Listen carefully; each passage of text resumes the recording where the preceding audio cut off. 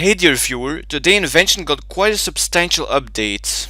Invention skilling is finally here. So now you can make tool gizmos. These gizmos can be added to crystal and dragon hatchets and crystal rods. If your hatchet is already on your tool belt, then that's no problem at all. Obviously new perks have been added to RuneScape as well, because it would be silly to put combat perks on skilling weapons.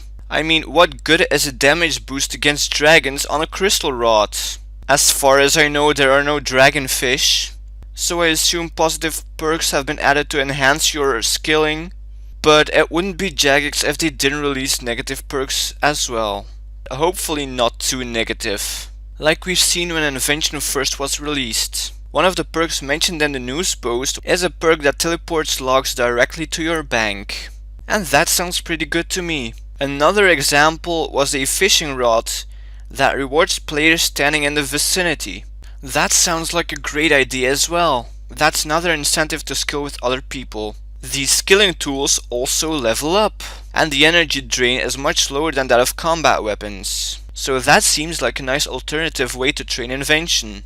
As a person who's only level 9 Invention, that's interesting for me to follow up on. Some other improvements have been made to Invention as well.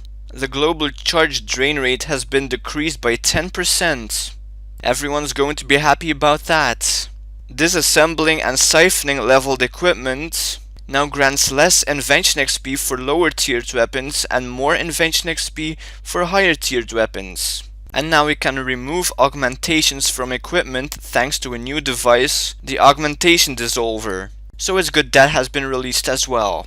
To prepare for the release of God Wars Dungeon 2, there is now a community event. Well, there will be starting this Thursday. This will be similar to the Lost Sword of Radalin event. You know, the one that came with the graphical improvement of Falador. And honestly, I liked the Falador one. It wasn't that demanding, so I'm okay with those events. And now for a couple of nice patch notes.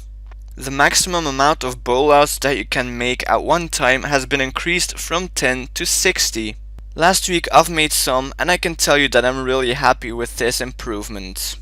You can now buy 25k instead of 5k divination energy at the Grand Exchange. A lot of people have been begging for that, so I'm glad they got what they want. It'll be interesting to see how the economy responds to that.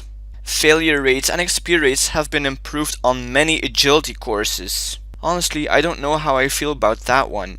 It's again an increase in XP per hour. I don't quite know why this change was needed. Have standards changed so much that XP rates from old skilling methods are getting boosted? I don't really like that, honestly. But yeah, it seems like it's all about 120s now. It's a shame, but still, it's not going to make me change how I play the game. Anyway, that's all for now. I hope you've enjoyed it, and see you in the next video.